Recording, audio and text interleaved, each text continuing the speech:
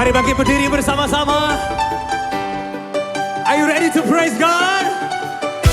Are you ready to worship Jesus in this place? Come on everybody!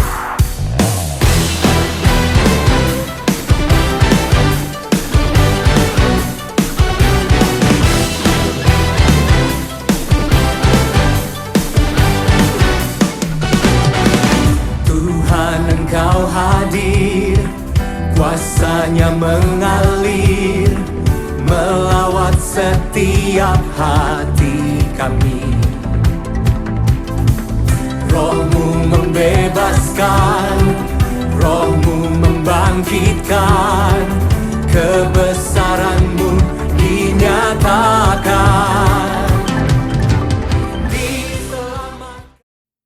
Salam Bapak Ibu yang dikasihi oleh Tuhan Yesus, kita bersyukur karena kita ada lagi dalam pertengahan minggu Desember di mana umat Tuhan sementara ini mulai bernatal, bahkan telah mempersiapkan segala sesuatunya. Nah Bapak Ibu Saudara yang kekasih dalam Tuhan, hari ini kita akan melihat satu kebenaran firman Tuhan yang saya ambil dari Yesaya pasal 7 ayat yang pertama sampai dengan ayat yang ke-14. Dalam zaman Ahaz bin Yotam bin Usia Raja Yehuda, maka Rezin Raja Aram dengan Pekah bin Remalia Raja Israel maju ke Yerusalem untuk berperang melawan kota itu. Namun mereka tidak dapat mengalahkannya. Lalu diberitahukanlah kepada keluarga Daud, Aram telah berkemah di wilayah Efraim. Maka hati Ahaz dan hati rakyatnya gemetar ketakutan seperti pohon-pohon hutan bergoyang ditiup angin. Berfirmanlah Tuhan kepada Yesaya, baiklah engkau keluar menemui Ahaz, engkau dan Shear,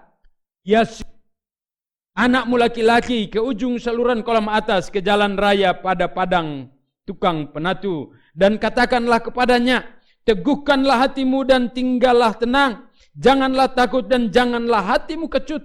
Karena kedua puntung kayu api yang berasap ini, yaitu kepanasan amarah Rezin dengan Aram dan anak Remalia. Oleh karena Aram dan Efraim dengan anak Remalia telah merancang yang jahat atasmu, dengan berkata, marilah kita maju menyerang Yehuda dan menakut-nakutinya serta merebutnya. Kemudian mengangkat anak Tabil sebagai raja di tengah-tengahnya. Maka beginilah firman Tuhan Allah, tidak akan sampai hal itu dan tidak akan terjadi. Sebab Damsyik ialah ibu kota Aram dan Rezin ialah kepala Damsyik. Dalam 65 tahun Efraim akan pecah, tidak menjadi bangsa lagi. Dan Samaria ialah ibu kota Efraim dan anak Remalia ialah kepala Samaria. Jika kamu tidak percaya, sungguh kamu tidak teguh jaya. Tuhan melanjutkan firman-Nya kepada Ahaz, katanya, mintalah suatu pertanda dari Tuhan Allahmu. Biarlah itu sesuatu dari dunia orang mati yang paling bawah atau sesuatu dari tempat tertinggi yang di atas. Tetapi Ahaz menjawab, aku tidak mau meminta, aku tidak mau mencobai Tuhan. Lalu berkatalah Nabi Yesaya, baiklah dengarkan, hai keluarga Daud, belum cukupkah kamu melelahkan orang, sehingga kamu melelahkan Allahku juga? Sebab itu Tuhan sendirilah yang akan memberikan kepadamu suatu pertanda.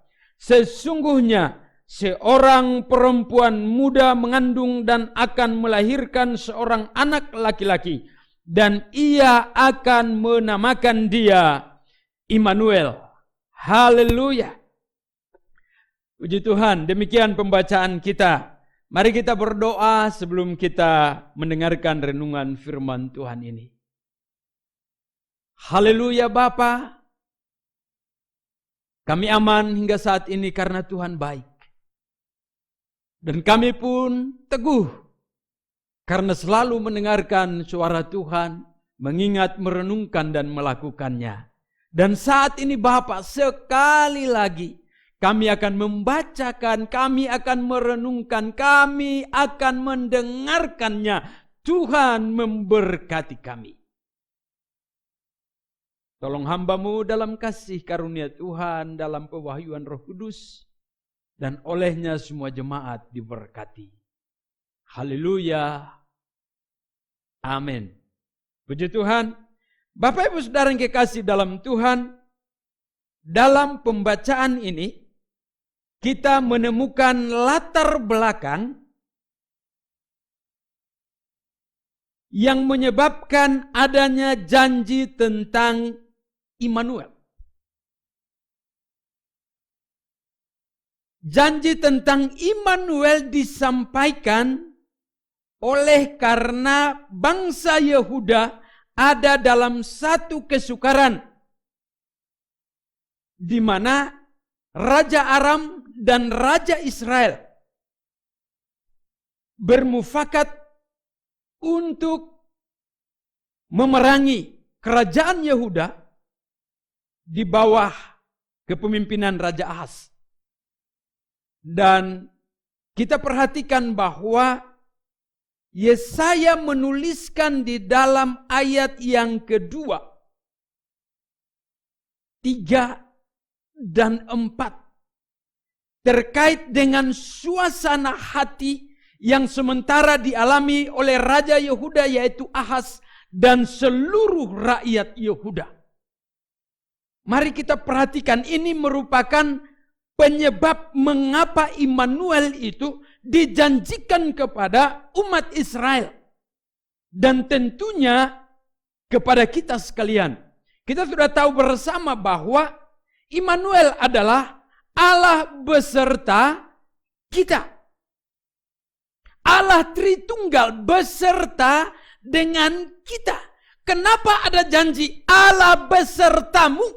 Allah besertaku, Allah beserta kita. Kenapa ada janji ini? Nah, Bapak Ibu Saudara yang kekasih dalam Tuhan, janji ini diberikan karena suasana hati yang ada dalam ayat 2 dan ayat 3, 4. Mari kita perhatikan ini baik-baik. Lalu diberitahukanlah kepada keluarga Daud, Aram telah berkemah di wilayah Efraim. Maka hati Ahaz dan hati rakyatnya gemetar ketakutan. Seperti, saudara lihat penggambarannya, seperti pohon-pohon hutan bergoyang ditiup angin. Itu gemetar yang seperti apa? Ya mungkin sudah gini-gini gitu. Mungkin seperti itu. Kita bayangkan saja, analogi yang diberikan adalah seperti pohon-pohon hutan yang bergoyang ditiup angin. Mengerikan. Kenapa? Karena ketakutan. Bapak Ibu Saudara yang kekasih dalam Tuhan, ini baru kabar yang mereka dengar. Mereka mendengar bahwa Aram telah berkemah di wilayah Efraim. Baru mendengar. Sekali lagi Bapak Ibu Saudara, baru mendengar, belum melihat realnya. Belum melihat kenyataannya, tapi baru mendengar sudah ketakutan hingga gemetar luar biasa. Ya memang begitu kali ya, kira-kira begitu ya. Baru mendengar satu berita yang wow, ketakutannya sudah melanda. Baru dengar saudara, belum menghadapi, baru dengar. Padahal apa yang ditulis dalam ayat yang pertama dikatakan seperti ini. Rezin Raja Aram dengan Pekah bin Remalia, Raja Israel maju ke Yerusalem untuk berperang melawan kota itu. Namun mereka tidak dapat mengalahkannya. Saudara lihat, tentunya ada kejadian pertama. Mereka sudah diserang tetapi kedua raja ini tidak bisa menang melawan Yehuda. Tidak bisa mengalahkannya. Ini pengalaman yang luar biasa. Sudah pernah terjadi. Kedua Raja Aram dan Israel tidak bisa mengalahkan Yehuda. Tetapi ketika terjadi kejadian berikutnya, bahwa Aram telah berkemah di wilayah Efraim. Wah, mereka baru dengar itu sudah ketakutan. Lupa bahwa pernah terjadi kedua raja itu dikalahkan. Takut yang hebat. Gemetar seperti pohon-pohon hutan. Bergoyang di tiup angin. Wah, ini ketakutan yang sangat. Ini ketakutan yang sangat hebat. Saya percaya bahwa seringkali kita juga mengalami hal yang sama. Baru mendengar sesuatu, wow, sudah ada dalam ketakutan yang luar biasa. Ada satu kabar buruk seperti ini. Baru dengar kita sudah langsung goyah, cemas, bingung, gemetar. Nah, kalau baru dengar sudah seperti ini, apalagi menghadapinya, kalah lebih dulu, saudara. Ketakutan. Itu latar belakang pertama kenapa Immanuel dijanjikan. Takut. Semua kita punya rasa takut. Bapak Ibu, ketakutan ini adalah gejala psikologi pertama yang dialami oleh Adam dan Hawa ketika mereka jatuh dalam dosa. Ketika Tuhan datang untuk berjumpa dengan mereka, ketakutan ini bekerja di dalam jiwa Adam dan juga Hawa. Dan mereka bersembunyi. Dari tentunya semua keturunan Adam yang pertama. Ketakutan itu melanda semua orang. Lihat, dikatakan dalam Kejadian bahwa ketika mereka mendengar bunyi langkah kaki Tuhan, mereka langsung bersembunyi, mendengar. Dan kisah itu terus berlanjut. Berapa ribu tahun kemudian kita lihat dalam pembacaan ini, ketika Raja Ahaz dan orang-orang Yehuda mendengar bahwa Aram berkemah di sana, mereka pun mulai takut. Dan Bapak Ibu, saya mau katakan bahwa ketakutan adalah pembunuh yang hebat. Sekali lagi, ketakutan adalah pembunuh yang hebat yang berlangsung secara perlahan. Ketakutan adalah faktor di mana menyebabkan potensi seseorang itu menjadi mati dan dia tidak bisa berbuat apa-apa. Yang ada hanyalah bersembunyi. Dan ketika dia bersembunyi, tentunya ada harapan, siapakah yang akan menolong saya? Bapak Ibu Saudara yang kekasih dalam Tuhan, ketika seseorang takut, dia membutuhkan orang lain untuk menyertai dia. Ketika seseorang takut, dia membutuhkan orang lain untuk menolong dia. Dia butuh seseorang harus ada di situ. Dan ketika seseorang ada di situ, ketakutan itu menjadi sirna. Ada harapan baru dan dia mulai bisa bekerja. Dia bisa menginovasi diri. Dia bisa maju dan melakukan sesuatu yang besar. Saya kira itu obat yang sangat luar biasa bagi orang yang penakut. Harus ada orang yang menyertai dia, mendampingi dia. Ya, saudara pasti pernah mengalami itu. Kalau sendiri dalam kegelapan, sendiri menghadapi orang banyak, pasti ketakutan yang hebat. Tetapi kalau ada seseorang di sampingmu yang bersama-sama denganmu, pasti ketakutan itu bisa diatasi. Nah, ketika mereka sedang ada dalam ketakutan, Tuhan mengutus Nabi Yesaya untuk berbicara, berjumpa dengan Ahaz dan berbicara dengan dia. Ayat yang keempat, Tuhan berkata kepada Yesaya, katakanlah kepada Raja Ahaz, teguhkanlah hatimu dan tinggallah tenang. Teguhkanlah hatimu dan tinggallah tenang. Janganlah takut. Janganlah hatimu kecut. Keempat. Lihat, 1, teguhkanlah hatimu. 2, tinggallah tenang. 3, janganlah takut. 4, janganlah hatimu kecut. Karena kedua puntung kayu api yang berasap ini, yaitu kepanasan, amarah Rejin dengan Aram dan anak Remalia. Haleluya. Bapak Ibu Saudara yang kekasih dalam Tuhan, teguhkanlah hatimu. Jadilah tenang. Jangan takut. Jangan kecut hati. Seringkali 4 hal ini sudah dilontarkan, diberikan sebagai nasihat kepada orang yang ada dalam ketakutan. Selalu itu. Jangan takut Bu, jangan takut Nak, teguhkan hatimu. Jangan kecut hati, jadilah tenang. Tetapi ada jawaban belasan, gimana aku bisa tenang kalau aku sendiri? Gimana bisa tenang Pak kalau aku sendiri? Berarti yang dibutuhkan apa? Ada pendamping. Haleluya.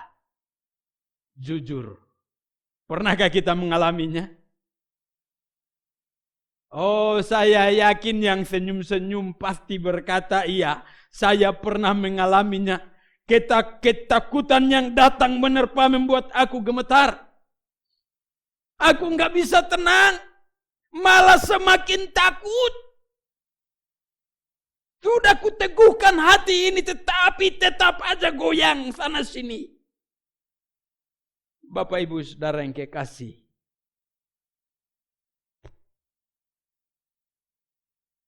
dalam kondisi ini firman Tuhan disampaikan oleh Nabi Yesaya dalam ayat yang ke-7.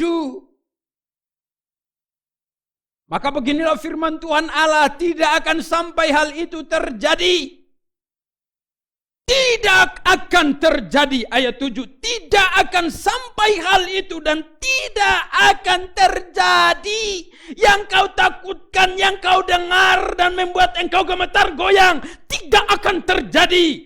Firman Allah disampaikan oleh hambanya. Percaya, tenangkan hatimu, jangan takut, teguhkanlah hatimu. Jangan kau kecut hati, tawar hati. Karena hal itu tidak akan terjadi. Yang kau dengar itu tidak akan terjadi. Wow. Mau percaya enggak? Kalau ini kita alami dan kemudian ayat 7 disampaikan oleh hamba Tuhan. Firman ini disampaikan kepada kita. Tidak akan sampai hal itu, tidak akan terjadi. Mau percaya enggak?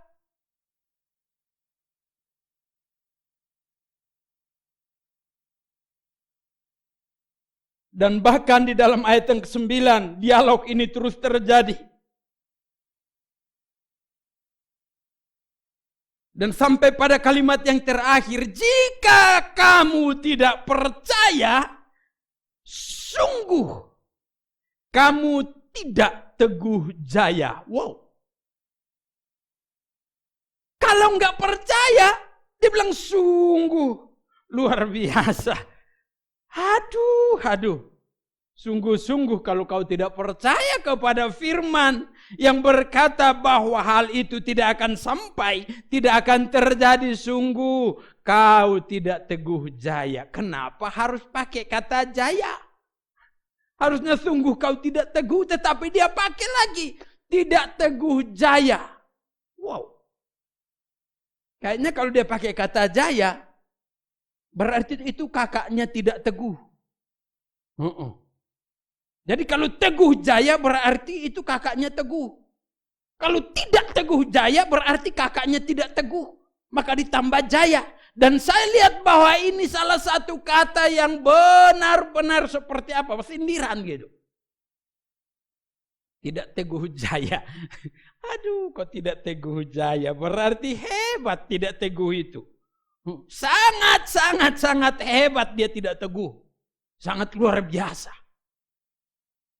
Hari ini Bapak Ibu Saudara yang kekasih, saya mau katakan bahwa berita-berita yang menakutkan, yang membuat kita cemas, yang membuat kita takut keluar rumah, yang membuat kita tidak bisa berbuat apa-apa. Dengarkan Bapak Ibu Saudara yang kekasih, apa yang engkau takutkan bisa membuat engkau dan saya, kita semua menjadi tidak percaya. Dan dia bilang kita tidak teguh jaya. Halo, mau sandangan ini diberikan kepada kita? Dia bilang, halo Pak, tidak teguh jaya. Aduh. Paling enak itu Pak Teguh atau Pak Jaya. Janganlah ada negatif di sini. Tidak teguh jaya. Halo Bu, tidak teguh jaya. Ya ampun, gak enak dengarnya. Halo Pak, tidak teguh jaya. Ya ampun, gitu. Yang paling menyenangkan, halo Pak Teguh, mantap. Halo Bu Teguh, mantap. Halo Bu Jaya, mantap. Halo Pak Jaya, mantap. Mari kita percaya. Karena dengan percaya kepada firman, kaki yang gemetar akan berhenti gemetar. Hati yang kecut akan berhenti. Hati yang tidak tenang akan berhenti. Ketika kita percaya kepada firman. Dan dari situ kita mulai berkata, syair pujian dalam Mazmur. Hanya dekat Allahku, rasa tenang hatiku. Benar saudara. Mari percaya. Tuhan mau kita percaya. Yang berikut. Untuk mengatasinya Tuhan tahu bahwa kita selalu berkata, kalau aku sendiri aku tidak kuat, aku tidak akan tenang, aku tidak akan teguh, aku akan kecut hati. Karena itu Tuhan bilang begini, supaya kau teguh jaya dalam percaya kepadaku, aku menjanjikan ini kepadamu. Ayat 14. Sesungguhnya seorang perempuan muda mengandung dan akan melahirkan seorang anak laki-laki. Dan ia akan menamakan dia Immanuel. Allah beserta kita. Tidak ada alasan untuk kita berkata, oh aku sendiri. Kita tidak sendiri. Saudara tidak sendiri. Ada Immanuel. Ada Allah beserta kita. Ada Yesus beserta kita. Dia sudah datang. Perempuan muda itu namanya Maria. Dia telah mengandung dan melahirkan seorang anak laki-laki oleh Roh Kudus. Dan diberi nama Yesus. Yesus Kristus Tuhan. Dia sudah ada di antara kita. Kita sudah menerima dia di hati kita. Dia bersama-sama dengan kita. Karena itu jadilah teguh. Percaya firman, percaya bahwa Yesus beserta kita. Ketika ketakutan datang melanda, ketika kecut hati tidak tenang datang melanda karena berbagai situasi dan keadaan, lihat ada Yesus. Haleluya. Saudara dan saya sementara ada dalam bulan-bulan Natal, mari itu mengingatkan kita. Bulan Natal ini mengingatkan kita bahwa ada Tuhan, ada Bapa di sorga, ada Allah Anak Yesus Kristus Tuhan, ada Allah Roh Kudus yang tinggal bersama-sama dengan kita, yang menyertai kita, yang berjanji kepada kita, tidak pernah membiarkan kita barang sedetik pun, tidak pernah menolak kita. Bahkan dia berkata, walaupun seorang ibu bisa yang melahirkan seorang anak dan melupakannya, tetapi aku tidak melupakan engkau. Aku melukiskan engkau indah di telapak tanganku. Aku bersama-sama dengan engkau. Allah Maha Dahsyat, Allah Pelepas, Allah Juru Selamat, Penolong yang ajaib, ada bersama-sama dengan kita. Karena itu, jangan pernah berkata bahwa engkau sendiri. Tuhan ada bersamamu. Jangan teguh takutmu, tetapi teguh percayamu. Percayalah, Tuhan ada, Tuhan beserta kita. Immanuel. Haleluya. Amin. Puji Tuhan. Bapak Ibu Saudara yang kekasih dalam Tuhan.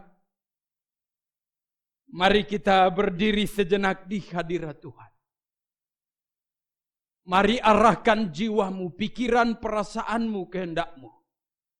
Dan lihatlah Tuhan yang ada bersamamu. Tolak yang namanya ketakutan, gemetar. Percayalah kepada firman yang selalu kita dengar. Percayalah kepada Tuhan yang besertamu, yang siap untuk menolongmu. Haleluya. Terima kasih Tuhan karena Engkau beserta kami. Hari ini kami boleh melihat latar belakang mengapa Engkau menjanjikan Immanuel. Karena manusia dirundung ketakutan, kecemasan, kecut hati, ketidaktenangan. Sebagaimana yang kami alami dalam situasi dunia saat-saat ini. Semua yang menurun. Corona begitu bekerja membuat banyak orang takut. Takut sakit, takut mati. Membuat banyak orang takut tidak punya makanan, tidak punya masa depan. Karena corona merusak semua lini kehidupan. Tapi hari ini kami berdiri dengan teguh. Kami mau katakan kami berdiri dengan teguh untuk percaya bahwa Tuhan beserta kami. Dan tidak pernah meninggalkan kami. Haleluya. Terpujilah Tuhan yang begitu baik. Haleluya. Biarlah kami sadar dan terus percaya. Percaya kepada firman. Dan percaya kepada Tuhan yang menyertai kami selalu dan senantiasa. Haleluya. Amin. Salam umat Tuhan. Selamat hari Minggu. Tuhan memberkati kita. Haleluya. Haleluya.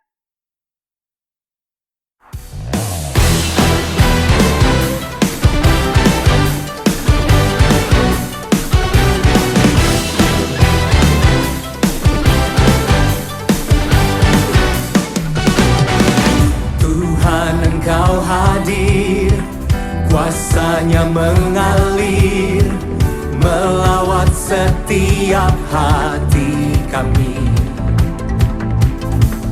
Roh-Mu membebaskan, Roh-Mu membangkitkan, kebesaran-Mu dinyatakan.